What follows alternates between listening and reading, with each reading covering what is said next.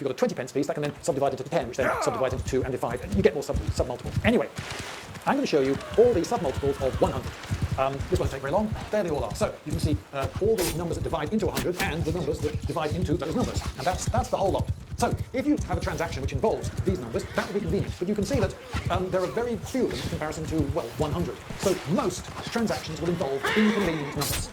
Now, I'm going to show you the number of submultiples of 240, and you may be shocked by how many of them there are, so I want you to sit down and brace yourself, because here they come, here they go. Here are the submultiples of 240. There are loads of them, loads and loads, and there's some really good ones. There's 120 and 60 numbers that divide by loads of other numbers, which themselves are really good numbers, but they divide by loads of other really good numbers. It just goes on and on and on. So just think how many ways all these values can multiply into each other. Just so many ways.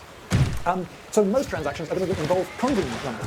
Think also of the problem of splitting things. So nobody sells 5 eggs, do they? Do you want a packet of 5? Nobody sells eggs in 5s. In a box, it's 2 rows of 3, 6. Much more convenient. And in Britain, we sell eggs in typically 6s and 12s in the supermarket. So you can imagine that certain numbers like 6 and 12 will crop up again and again and again. So how many candles are there in the box? How many bottles of wine are there in the crate? Whatever. Things get sold in 12s, in 8s, in 20s and so forth. And there are coins of those values that easily subdivide in the Old English system. So it was so much easier to split the packet. Oh, you know, this costs 24 pence and there are 12 of them, it's 2 pence each. Boom, that easy. And there are so many ways of splitting things and selling things and pricing things in different groups that were convenient, which you can't do with modern decimalised currency. So there you go. I am here as a strong advocate of 240 pence. Now you may say, oh, but it's so much more complicated. And you couldn't use a calculator either. Well, no.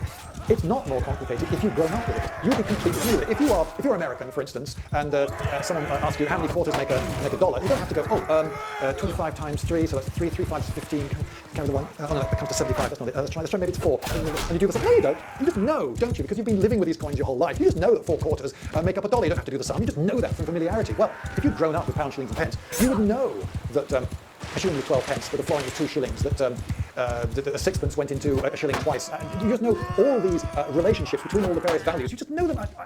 They'd be second nature to you. You wouldn't have to do any sums in your head. And so your ability to manipulate all the various possible combinations of money and things that you might buy would be so much greater, it's a much more powerful tool. And that's the calculator argument. Well, if money were pounds, shillings and pence, and people wanted to sell their calculators, they would put a pound, shilling and pence button on the calculator. End of problem. So no, the calculator argument, they've got degrees and radians and other things and square roots, all sorts of other things that people demand. Yeah, they put a pound, shillings and pence button on there because people will want to do money calculations on calculators. It's very easy to program a calculator to do that. Not a problem, not an argument. So there you go. Here, I hope I've given you a reasonably interesting introduction to English coinage of old, and a reassurance that actually it's not as complicated as you might think, and that actually it was a freaking good system.